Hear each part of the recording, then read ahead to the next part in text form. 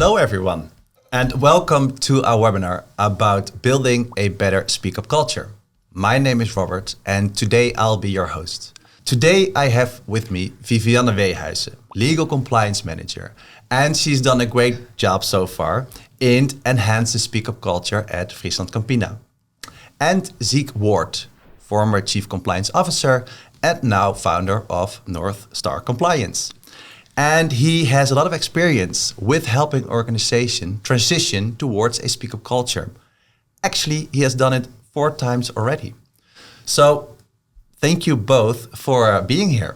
Thank you. Now, I think that I've seen speak-up culture a lot of times already. Help us out, Vivianne. What is it exactly?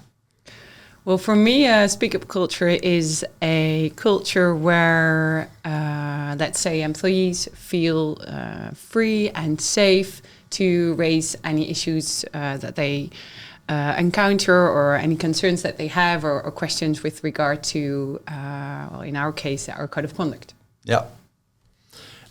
Zeke, speak-up culture. Yeah, I would also add that it's about the less serious kind of day-to-day topics. So, challenging what we're doing and why we're doing it. And that's important in all sorts of day-to-day processes for employees. And it's a two-way process, right? It's not just about asking the question, what are we doing, why we're doing it. It's important that those concerns and questions are listened to and taken seriously. Mm-hmm. So that's about what a speak-up culture is. So, and why is it so important to have one? Well, that's a business question, not just a compliance question. I think it's about constructive criticism.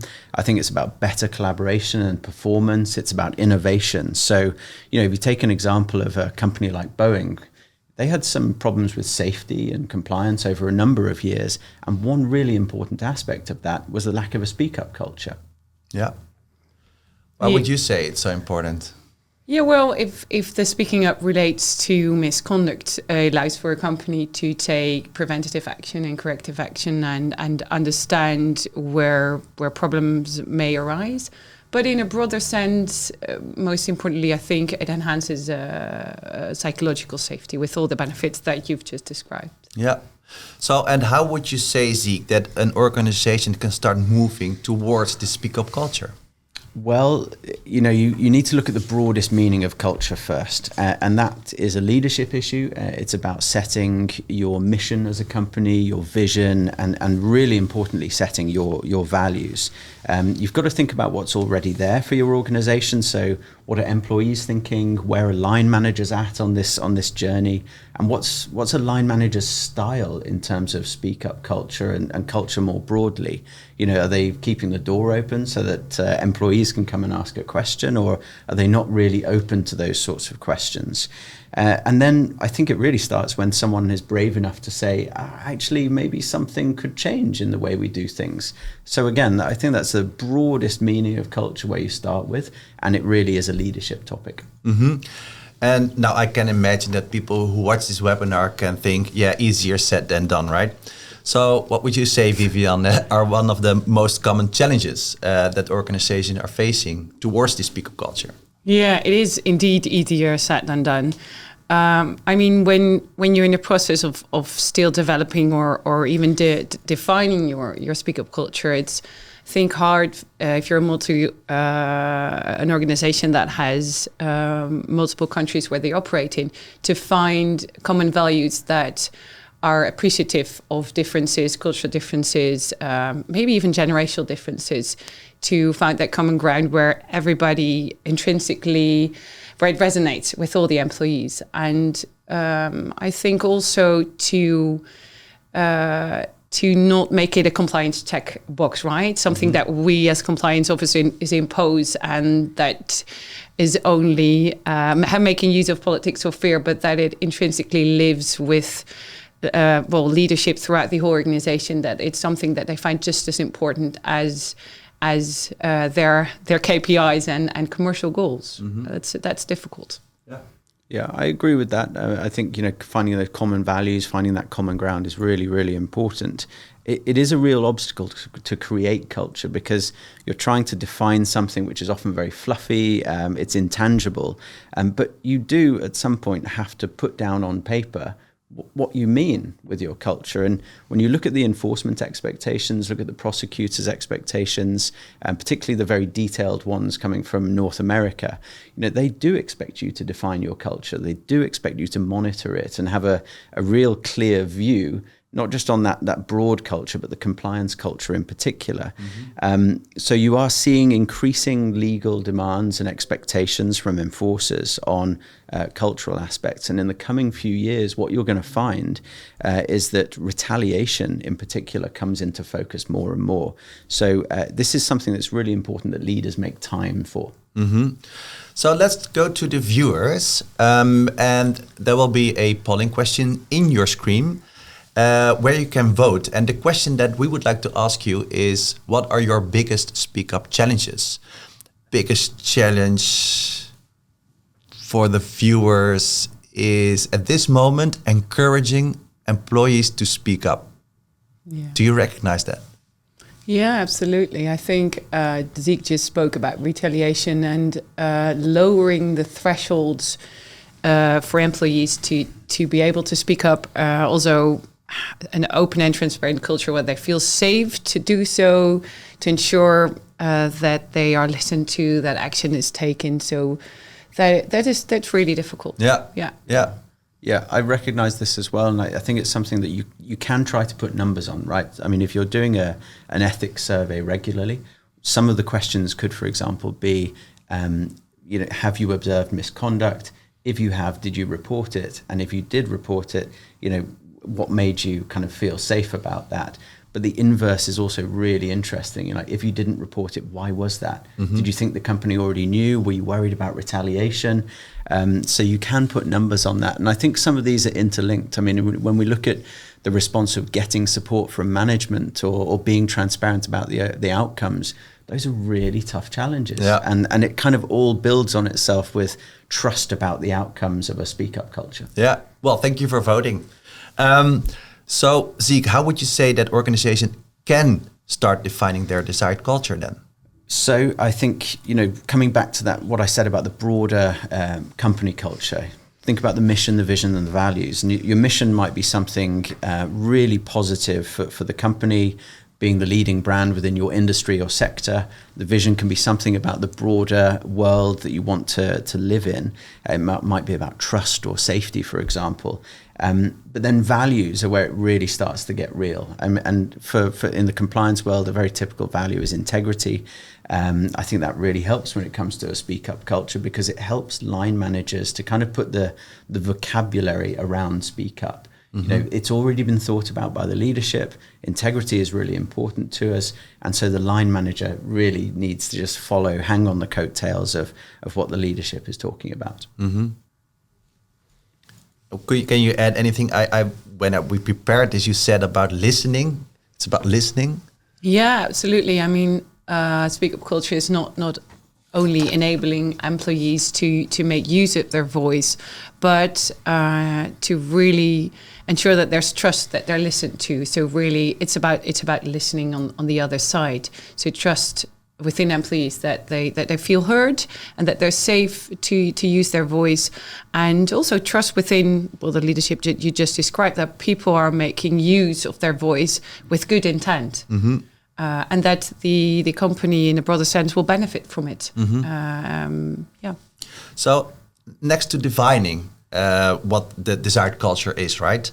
What, Vivianne, would you say is another common challenge that organizations have to overcome?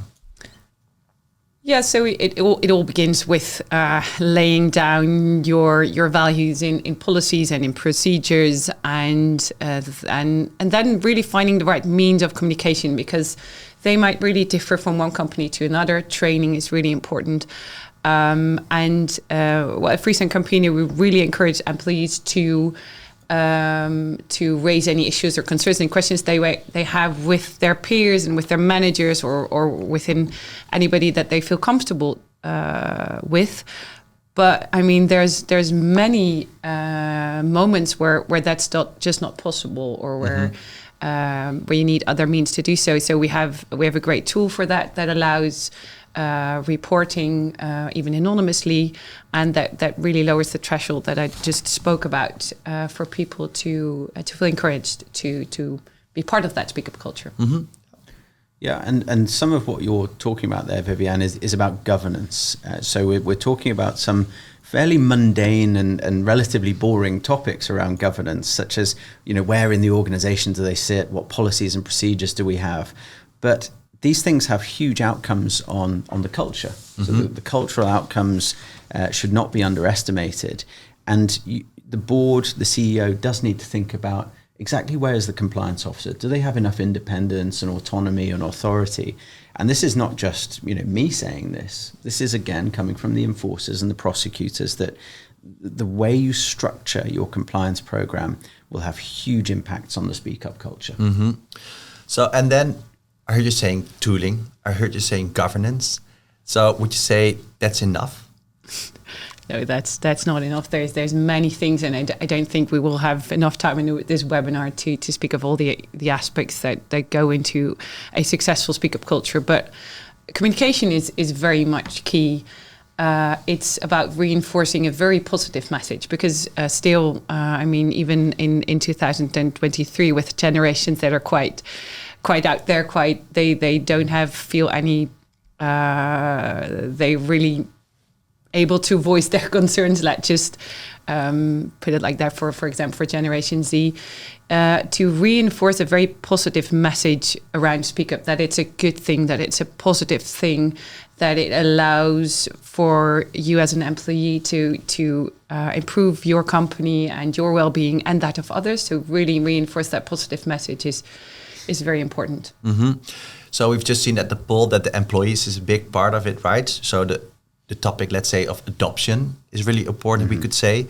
So how can organizations help employees embrace the speak up culture? I mean, how can they encourage them to actually speak up? Yeah, well, we've talked about the broader culture, we've then talked about the speak up culture, and now we're talking about the tools that help to create that speak up culture. I think that a huge factor when it comes to speaking up and the tools are the questions that employees and line managers might have. How does the line work? Is it used in practice? What happens next in the process? So what happens when somebody reports, and is there an investigation, for example? That's a question that lots of employees will ask. And what you need to do is really communicate openly on the process. Kind of, this is what you do, these are the outcomes, and then try to also communicate the outcomes of cases.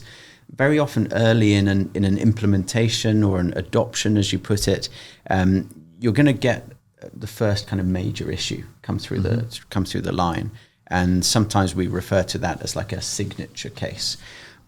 That case is really important because the organization knows more broadly what the issue is, what the outcomes are, and probably something around who's involved, and it's going to set the tone for how the speak up culture is perceived more broadly in the organization. Mm-hmm. So what the company has to do there, the ethics and compliance department, but also the leaders more broadly, is to handle the case extremely carefully, very well, diligently, as quickly and robustly as possible, and then to try to communicate the outcome in the right way. And as Vivianne says, that should create that kind of positive feel around the speak up line and the speak up culture. Mm-hmm. Yeah, it's really putting words into practice. If I will trust something that I see happening, I won't trust something that's just on paper or that my manager just shares monthly on a Monday check-in. Need to see it working in practice. I need to see the benefits. So transparency on outcomes, on cases where possible, is something that will build that trust within employees, within the whole organization. Yeah. And I want to remind the viewers that you can ask questions. So if you would like to do that, please use the chat icon at the top right of your screen, and we are happy to answer them. So Vivianne, how can organization do that? How can they? The adoption. So because we said that before there was this internal campaigning going on at FrieslandCampina, you said, and You have the biannual reports. Yeah, we do. Sorry, yes, that was what you're referring to. So we do that actually. We make use of cases. We anonymize the investigations or the cases or the reports that we have, and we make them part of our biannual report, and really reinforce there the message that the outcome was a positive one. Maybe not for the employees in that case, but the lessons that we learned from that and the action that we can take for other incidents to come. Yeah, I just echo that and say this is a leadership job. This is right on the CEO's desk. I've talked about mission, vision, and values. There's no one else in the organization whose job that is. That's the CEO. Culture is the CEO's job. So the starting point here is, in my experience, that the CEO takes the bull by the horns and starts to really build the culture. Whenever I've seen that done, every organization, every function in the organization felt supported. And as I say, they had somewhere to hang their hat. And I have a question coming in from Erin. Thank you. What is your opinion on anonymity within the Speak Up culture? Yeah, I mean, where there's people interacting with each other, we know that things go wrong, and not every issue or concern is something that you would like to raise in your full identity. So it's not a problem. We use a benchmark where we really like to remain below a certain benchmark to say, okay, then there's just some things that people feel they need to report anonymously, and that's great and that's fine, and we very much facilitate that. But if the larger number of the reports that we receive are anonymous, then we start to worry. So absolutely, but a good thing. Yeah, and I mean, anonymity is that mixed bag, right? You want to get as much information as you can. So, if people only feel safe to do that anonymously, then, you have to offer that.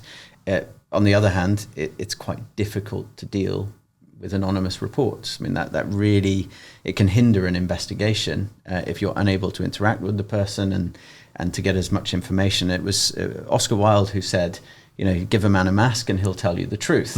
I'm not going to quote any more poetry at you, but I think that holds true today. If we offer anonymity, we will get as much information as possible, and that outweighs the difficulties of investigation.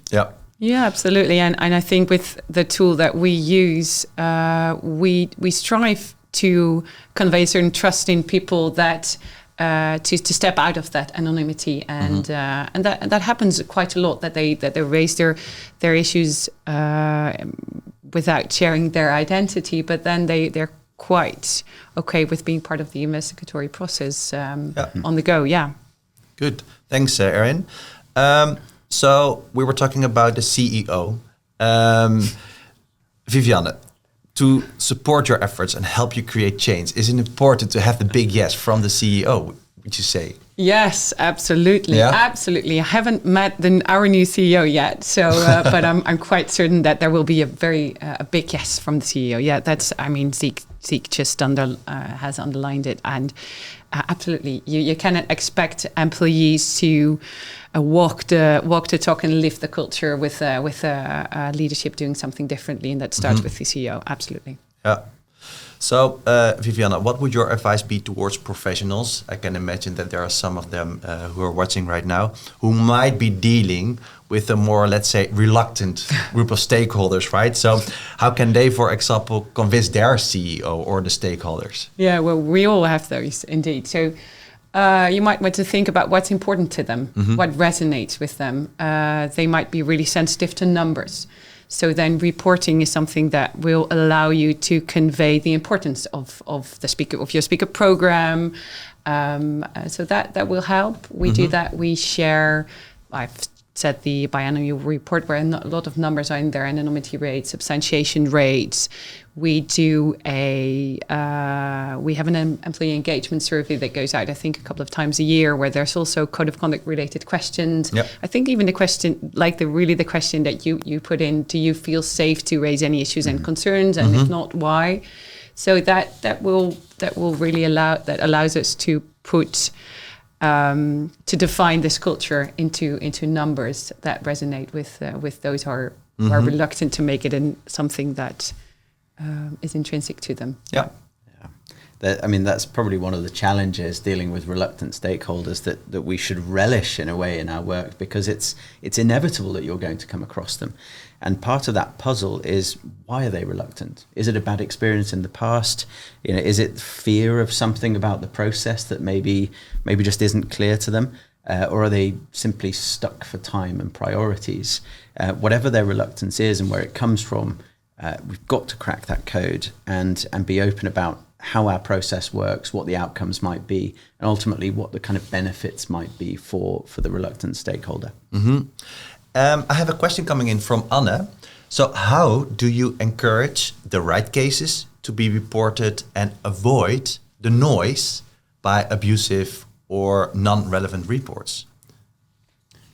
I don't know if there's a right answer to that, because you need to encourage as much reporting as possible, the good and the bad. Obviously, if we get to the point where there are bad faith reports being made, things that are deliberately vindictive reports, then of course we need to deal with those in a certain way that encourages the right sort of reports to come in. But I think generally you need to encourage as much reporting as possible.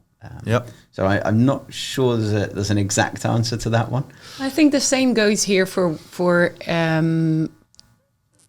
allowing to have as much examples as possible. So for people to be able, for people to feel safe to report things, they need to see it happen in real life. They need to see these examples. And the same goes for reports in bad faith.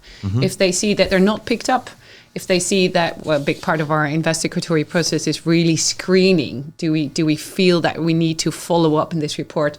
And if these reports are not followed up, then people will hopefully be as much reluctant as possible to do that. And another question from Igor, thank you. So what were the challenges faced at the moment of implementing a speak-up process with your organization the first time? Any lessons learned or best practices? I mean, the times when I've implemented or changed system, data protection has always come to the fore as a key issue in the implementation of the tool itself. Outside of that, it's all about communication and training. So there has to be not just a tool being implemented, but a plan around it to launch it with a kind of positivity, and then to train people up on, this is what it is, this is how it works, this is what it's for, this is what it's not for. And that probably comes back to Anna's question just now on how to discourage the wrong sort of things to come in, is exactly that launch plan and implementation, the training program. Yeah, and really make sure that you understand your target group. Yeah. We have really a big part of our employees are in production locations. So either you're talking to leadership who might really be helped to understand the process. So how are these reports received and what do we do with them next? And the target group in production locations might really need to understand, so what are the things that I can speak up about and what are more HR related issues too. So really tailor your communication on this topic to your target group will allow you to set that. Yeah. Well, thanks for the questions. Yeah. So let's go back to the measuring part, right? We all know how hard it is to measure a speak up culture. So let's say an organization has done everything we've just talked about, right? We have it in place, we have a speak up, we have the program is running. Is that the end, Zeke? I don't think so. I think you've got a lot of work to do beyond that, and it's really a consistent effort. I mean, if you're going to build trust in anything, you need to behave with consistency, and it needs to be the right outcomes. So what works for one company is not going to be working for another one in this context. But if you keep at it, if you keep kind of building that tower of mud, as we say, then you'll eventually be left with a lovely tower of mud. And you have to work at culture constantly. It's not going to be something that's done overnight, and it will diminish. It will reset to a kind of default state if you don't work at it. Yeah. Yeah, that's true. Yeah. I'm really thinking about it a tower of milk, but I also like your analogy. I mean, the world around us changes so rapidly. Our Speak Up program within FrieslandCampina was, I think, implemented 8 or 9 years back, and the world was so different. The expectations that employee had from leadership, from their company, how the thresholds for people raising their voice, really things that we found were normal back then, we really consider misconduct now. So it's also taking that into consideration and, being very critical of your own values and speak up culture throughout every day. Yeah. So I have another polling questions for the viewers, and we've been talking about measurements. How do you measure your speak up culture? Think you can vote now. We are looking at the screen, and at the same time, we can ask. I would like to ask a question coming in from Rabi. Thank you. So trust and transparency is key, we said. How can we create psychological safety to encourage speak up culture within an organization? How can we do that? Feeling safe is about knowing what the future holds, right? Or at least having a pretty good guess at what the future holds. So I come back to the answer I gave just now. If you've trained people in how the line works, what happens next, what's the process, then there's going to be a great deal more psychological safety. But we need to view this in the broader cultural context. You know, we cannot just talk about speak up culture as though it exists in its own bubble. You've got to look at the whole company culture, the mission, the vision, the values, and that's where the psychological safety comes from as well. That when I listen to the leader at the very, very top, you know, I feel like they understand where I'm coming from. When I interact with my immediate line manager, I also get a really good feeling that they have time for me. Yeah. Let's go back to the results of the voting. I see that employee satisfaction score is what a lot of companies measure about. So that's something that you do as well, that you are familiar with. I mean, very familiar with that. It is something that is deeply uncomfortable to do in an ethics and compliance program, because especially if you own the investigations process, then your work is not always going to be super popular, right? This is the sharp end of culture. Even if you don't own the investigations process, you're probably going to be asking time of very, very busy people. So look, yes, your net promoter score, your satisfaction survey is important, but I would encourage compliance officers to be very specific with the question they're asking when we ask about satisfaction. Is it with case handling times? Is it with due diligence processes? Is it with risk assessments? Be really, really specific. Yeah, I agree. Yeah. So another question I see coming in from Anna. Do you have any advice on getting to a long-term change on the speak up culture? So we have noticed that as soon as the attention from management on this topic is low, employees feel less likely to speak up. Long-term, that's an interesting question, I would say. Yeah, we talked just now about the culture defaulting to a kind of feral state, if you like, and it will do that. You've got to keep at it. It's really, really hard to be consistent on this topic. It really does come back up to that main company culture. What's helping at the moment is that so much of the focus of incoming regulations, so much of the focus of governments and company leadership is on sustainability. And that's the cousin of compliance, right? If not the brother or sister. And so this is really helping in terms of saying, we do the right thing. That's the foundation of what we're building. Agree?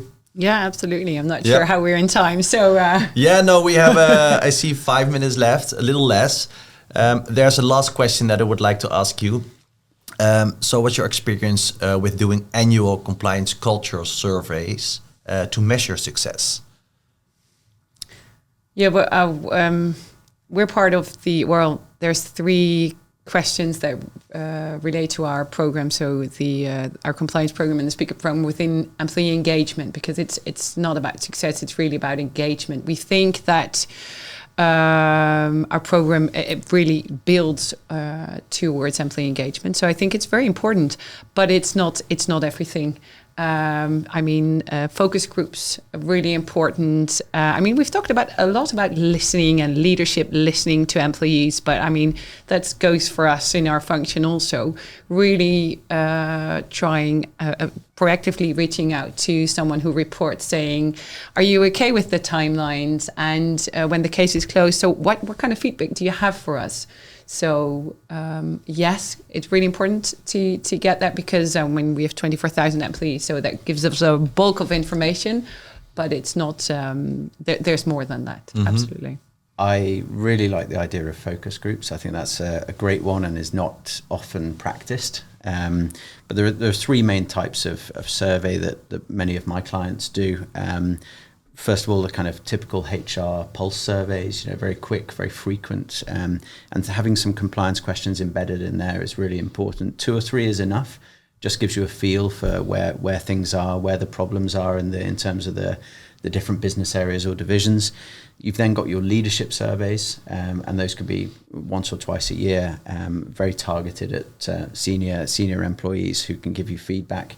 And then you've got those ethics surveys, which can be once every 3 years, once every 5 years. And those are wonderfully detailed. We talked about misconduct statistics. That's where you're going to get that level of detail from. One trick to use in all of these surveys is the inversion. Don't look at the positive result. Look at who's not answering this survey. Who's actually not responding, who's not observing any misconduct at all, because if it's too good to be true, it probably is. Yeah, and you should always look at the outcome of these surveys within a bigger picture, because we might score really well in certain parts of the world, saying, yeah, I feel very much free to report things that I see. And then if there's really a really low percentage of the employee count in speak up reports, then that doesn't add up. So yes, great, but then a bigger picture of things to bring everything together. Yeah. Well, thank you for all the questions and obviously the answers. I see that a lot of questions are still coming in. That means that I think we could be discussing this topic forever. We'll come back. Unfortunately we cannot, because we are running out of time. So I would like to close the webinar and thank you as a viewer very much for attending, and a special thanks to you, Zeke and Vivianne. So we hope that your time with us has been insightful. Thanks again, and for now, have a lovely day. Bye.